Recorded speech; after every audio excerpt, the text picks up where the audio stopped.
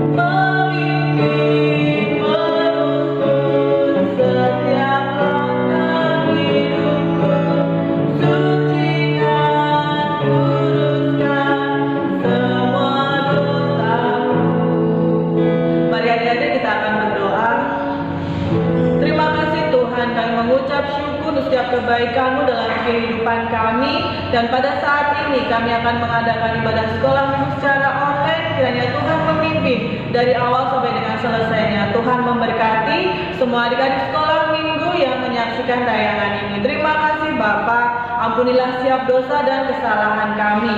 Dalam nama Yesus, haleluya, amin. Mari kita muji Tuhan, kita akan pujikan Yesus disalib karena cinta saya. Cinta kamu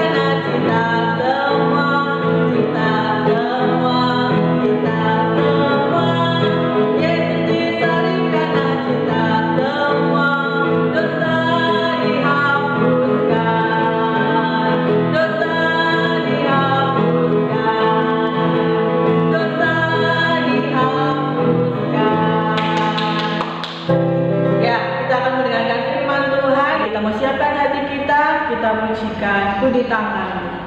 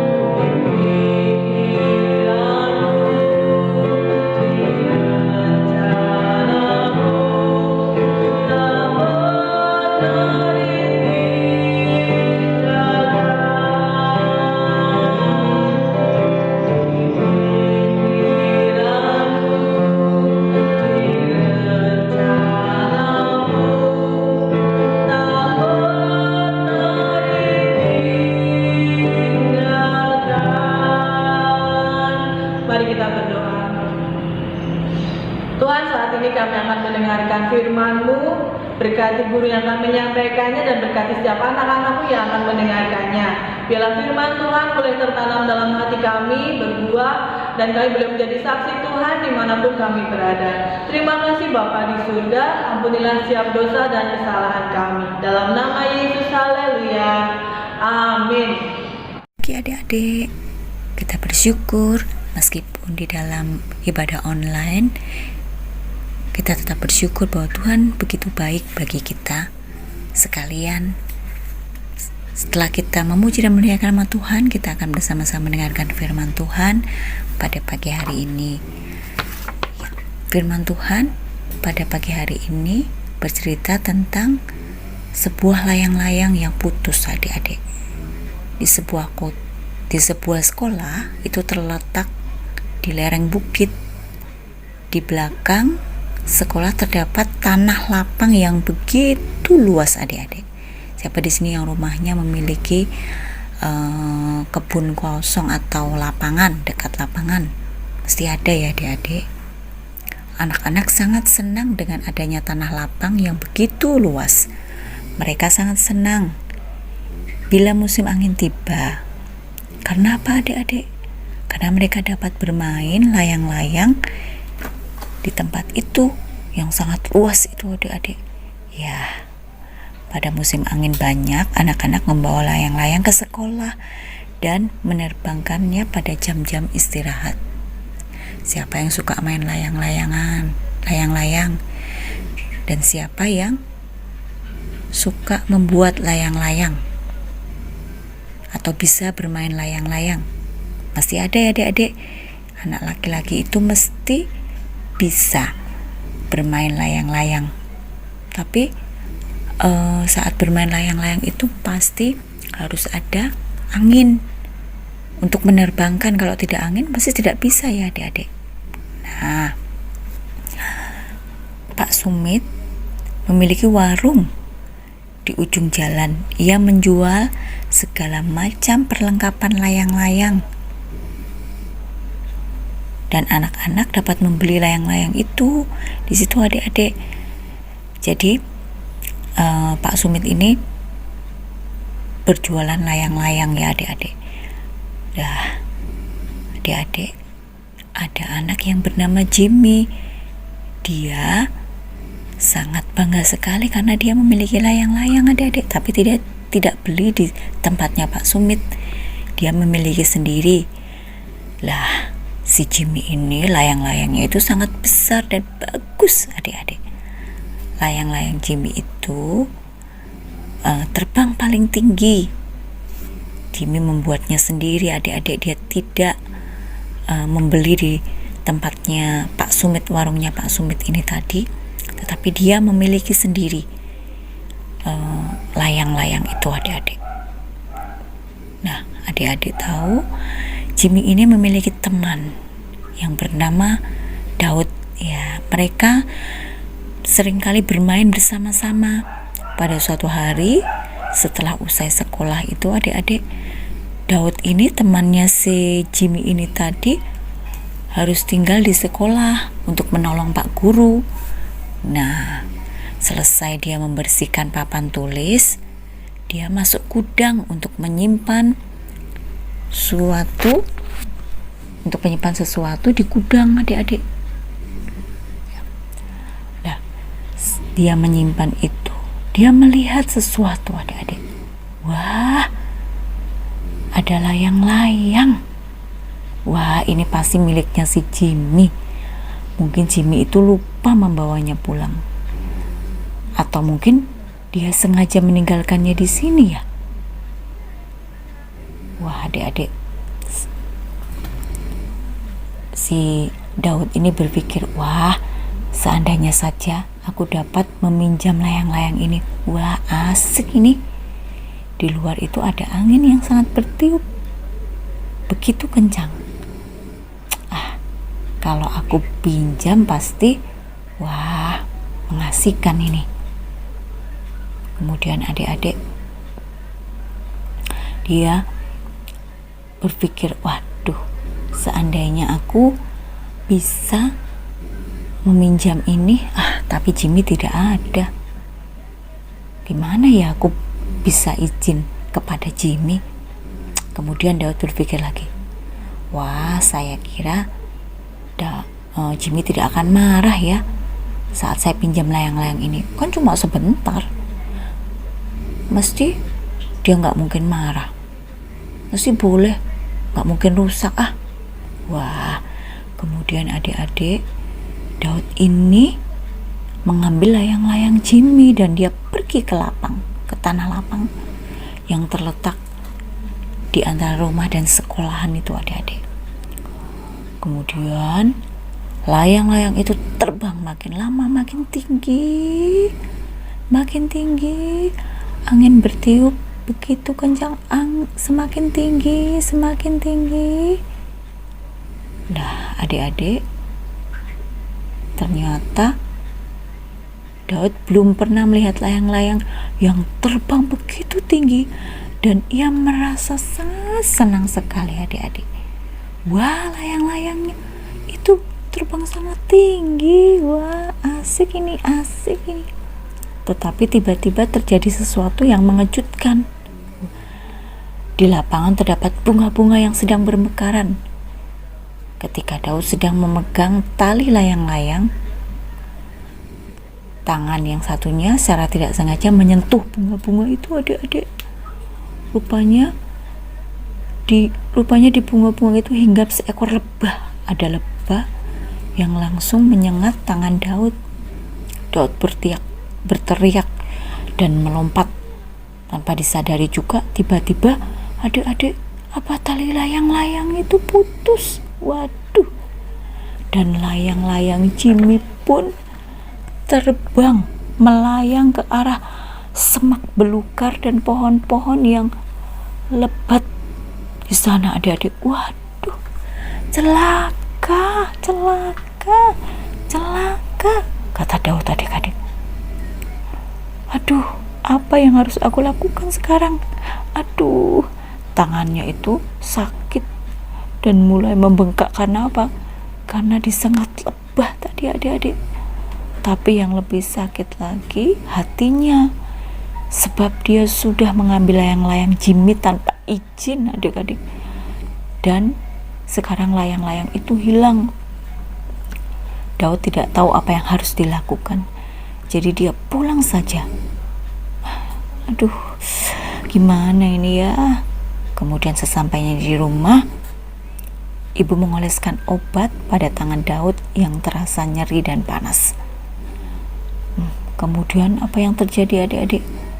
Hari itu si Daud itu berubah menjadi sangat pendiam. Pasti dia merasakan sakit karena sengatan itu, adik-adik. Pikir ibunya seperti itu. Ibunya tidak tahu apa yang sedang terjadi pada Daud, adik-adik. Nah, sebelumnya adik-adik dia berpikir, gimana ini ya? Dia berpikir, apa yang harus aku lakukan ini ya? Dia menjadi pendiam, adik-adik. Dia bingung dan takut. Wah, keesokan harinya ketika Daud bangun pagi-pagi, dia merasa lebih enak karena dia sudah beristirahat, adik-adik. Kemudian dia mengambil keputusan untuk memberitahukan kepada Jimmy karena dia sudah meminjam layang-layang, tetapi tidak izin oleh Jimmy. Dia pinjam layang-layangan Jimmy, kemudian dia sudah menghilangkan layang-layang itu yang bagus itu. Wah, saya tahu apa yang harus saya lakukan. Saya akan ngomong sama Jimmy, kata Daud, adik-adik. Saya akan mengatakan yang sesungguhnya kepada Jimmy. Wah, tapi di dalam hati Daud, apa tidak usah saja ya? Dia kan tidak tahu siapa yang mengambil layang-layang itu. Apa ya? Ngomong apa enggak ya? Dia bingung, adik-adik. Kemudian, nggak usah aja lah. Dia bilang seperti itu. Tetapi adik-adik, di dalam hati Daud itu ada yang berbicara. Kira-kira siapa yang berbicara ya? Wah, pastinya Tuhan Yesus yang berbicara, adik-adik. Tuhan Yesus mengatakan bahwa cara demikian bukan cara anak Tuhan, orang Kristen. Kamu harus memberitahukan kepada Jimmy bahwa kamu meminjam dengan tidak izin kepada Jimmy. Demikian suara itu terdengar sangat jelas, adik-adik. Tetapi Daud tetap masih membantahnya. Tidak, saya tidak akan memberitahukan hal ini. Biar saja dia menganggap orang yang mencurinya. Tetapi adik-adik, saat di dalam perjalanan ke sekolah, Daud melihat Jimmy berjalan jauh di mukanya. Kaki Daud ingin segera berbalik dan mengambil jalan lain. Tetapi tiba-tiba di dalam hatinya berkata, aku harus mentaati Tuhan Yesus. Aku harus mentaati Tuhan Yesus. Wah, apa yang terjadi, adik-adik? Hatinya membuat kakinya berjalan dengan cepat untuk menemui Jimmy dan berkata, Jimmy, kemarin sore saya meminjam layang-layangmu untuk diterbangkan. Oh, kata Jimmy, saya meninggalkannya di sekolah.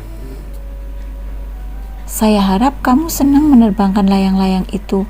Apakah kamu menyimpannya kembali di gudang sekolah? Ternyata Jimmy bilang seperti itu. Oh, tidak, kata Daud. Tidak, begini Jimmy. Waktu saya itu menerbangkan layang-layangmu, seekor lebah itu menyengat tangan saya, dan entah bagaimana tali layang-layang itu tiba-tiba putus sehingga layang-layang itu hilang. Jimmy tampak tidak senang. Aduh, kok begitu sih Daud? Itu dia sebenarnya tidak marah kepada Daud, adik-adik. Piye toh? Dan mau mengatakan sesuatu kepada Daud. Tetapi adik-adik, sama seperti Daud, Jimmy merasakan ada suara lembut di dalam hatinya yang mengatakan, tidak usah marah Jimmy, jangan marah. Layang-layang hilang bisa kamu buat lagi. Kamu lihat tangan Daud yang disengat lebah. Dia tidak sengaja meminjam layang-layang itu kepadamu. Marah Jimmy yang nampak pada mukanya berangsur hilang. Adik-adik, dia memandang ke langit. Daud mengira mungkin dia sedang mencari layang-layangnya. Kemudian Daud mendengar Jimmy berkata perlahan sekali, "Baiklah, Tuhan Yesus." Wah, Jimmy mau memaafkan Daud yang sudah menghilangkan layang-layang yang begitu bagus. Lalu Daud berkata, "Kasihan tanganmu disengat lebah. Memang sayang sekali layang-layang saya hilang. Tetapi saya dapat membuatnya lagi yang baru." Wah, Daud bilang, "Apakah kamu tidak marah, Jimmy? Kamu tidak marah kepada saya?" Wah, adik-adik, Jimmy bilang, Tidak Daud, Tuhan Yesus telah berbicara kepada saya dan saya memutuskan untuk tidak marah kepadamu. Kau tidak sengaja melakukan hal itu. Saya dapat membuat layang-layang yang baru. Oh Jimmy, kata Daud, bolehkah saya menolongmu? Saya bersedia dan dapat mengerjakannya asal kamu memberi petunjuk-petunjuk itu kepada saya. Wah, adik-adik, mereka kemudian rukun kembali. Si Daud ini membantu Jimmy untuk membuatkan layang-layangnya. Ada kerjasama yang bagus adik-adik antara mereka. Wah, mereka membeli bahan-bahan untuk membuat layang-layang itu adik-adik. Mereka bersama-sama lagi untuk membuat layang-layang itu. Mereka tidak marah karena mereka tahu bahwa Tuhan Yesus sudah berkata kepada mereka. Tuhan Yesus itu menolong mereka. Tuhan Yesus itu membuat mereka tidak marah. Baikan ya adik-adik. Nah, itulah kasih Tuhan kepada kita semua. Kita percaya bahwa Tuhan yang akan melembutkan hati kita supaya kita mau memaafkan orang lain, supaya kita mau mengampuni teman kita atau saudara kita yang sudah berbuat salah kepada kita. Wah, itulah adik-adik cerita pada pagi hari ini. Biarlah cerita ini membuat kita boleh semakin yakin bahwa ada Tuhan Yesus yang terus menolong kehidupan kita. Kita bersama-sama akan berdoa. Tuhan, terima kasih, kami mengucap syukur pagi hari ini kami boleh belajar kebenaran firman Tuhan yang terus mengajarkan kami supaya kami terus mentaati Engkau Tuhan. Berdoa supaya Tuhan memberkati anak-anak sekolah minggu yang berada di rumah. Kami bersyukur Tuhan sudah memimpin kehidupan kami. Biarlah kami boleh menjadi anak-anak yang takut akan Tuhan, mengasihi Tuhan, dan juga kami boleh mengampuni setiap kesalahan orang lain yang sudah bersalah kepada kami. Terima kasih Tuhan, kami menyerahkan hidup kami ke dalam tangan kuasa-Mu. Haleluya. Amin. Nah, adik-adik tadi sudah mendengarkan firman Tuhan yang sudah disampaikan. Yuk, kita mau merenungkan firman Tuhan dalam kehidupan kita dan kita mau melaksanakan firman itu dalam kehidupan kita sehingga kita bisa menjadi saksi Tuhan dimanapun kita berada. Ya, ibadah sekolah minggunya sudah selesai ya. Mari kita akan tutup. Sebelumnya, mari kita akan berdoa. Mari kita berdoa adik-adik. Terima kasih Bapa di surga, kami mengucap syukur Tuhan sudah memberkati di dalam ibadah sekolah minggu online pada saat ini. Tuhan menyertai, memberkati anak-anak sekolah minggu dimanapun mereka berada. Tuhan memberkati keluarga mereka, Tuhan memberkati sekolah mereka. Tuhan melindungi pergaulan mereka dan di saat pandemi ini Tuhan, Engkau menjagai kesehatan mereka. Terima kasih Bapa. Kami menyerahkan kehidupan kami selanjutnya ke dalam tangan kuasa-Mu dan kiranya Tuhan mengampuni setiap dosa dan kesalahan kami. Di dalam nama Tuhan Yesus kami sudah berdoa dan mengucap syukur. Haleluya. Amin. Terima kasih Bapa. Terima kasih Bapa.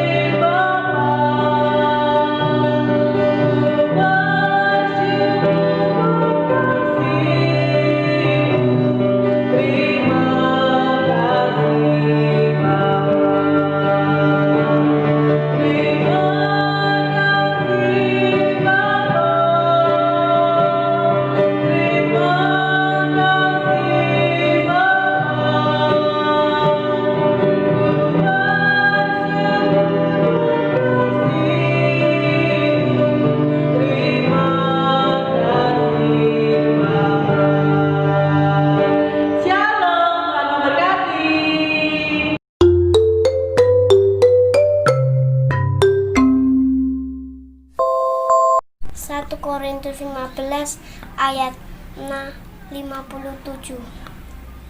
Tetapi syukur kepada Allah yang telah memberikan kita kemenangan oleh Yesus Kristus Tuhan kita. 1 Korintus 15 ayat 57. Tetapi bersyukurlah kepada Allah yang telah memberikan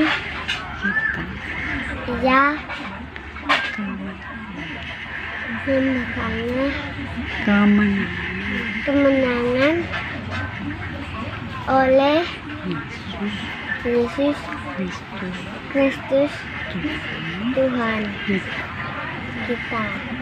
1 Korintus 15 ayat 57. Tetapi syukur kepada Allah yang telah memberikan kepada kita kemenangan oleh Yesus Kristus Tuhan kita. 1 Korintus 15 ayat 57. Tetapi syukur kepada Allah yang telah memberikan kita kemenangan oleh Yesus Kristus Tuhan kita. Amin. Korintus 15 ayat 57. Tetapi syukur kepada Allah yang telah memberi kepada kita kemenangan oleh Yesus Kristus Tuhan kita. 1 Korintus 15 ayat 57.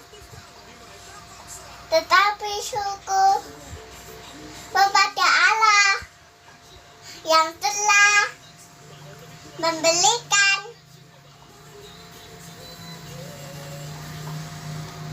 kita kemenangan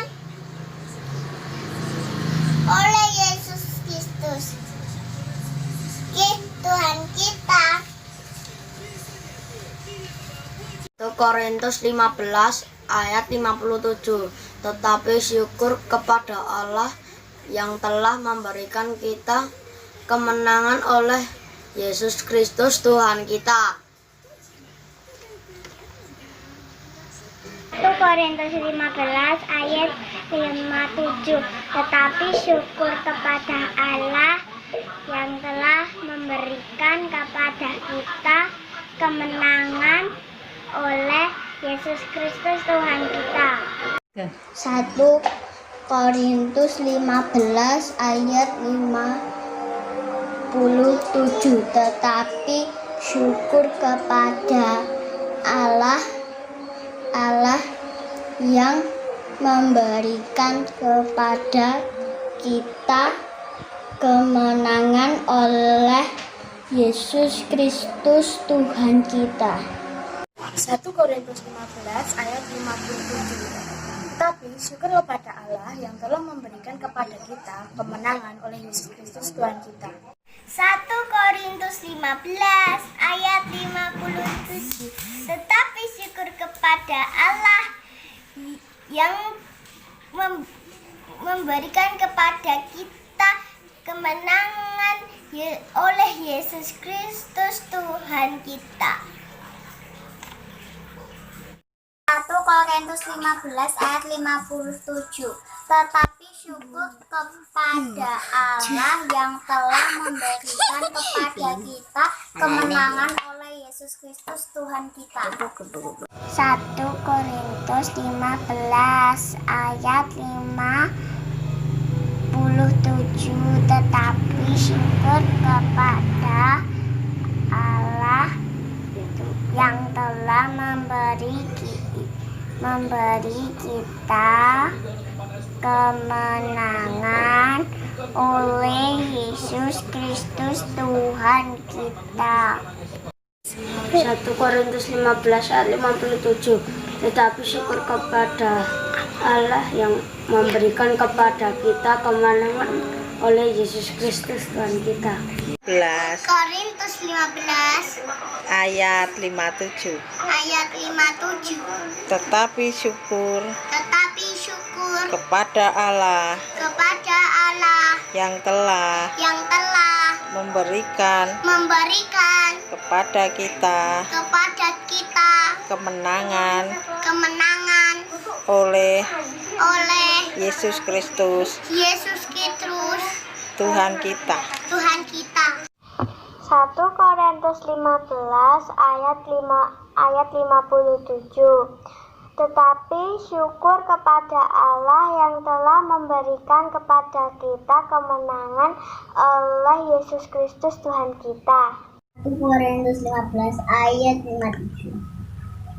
Tetapi syukur kepada Allah yang telah memberikan kepada kita kemenangan oleh Yesus Kristus Tuhan kita. 1 Korintus 15 ayat 57.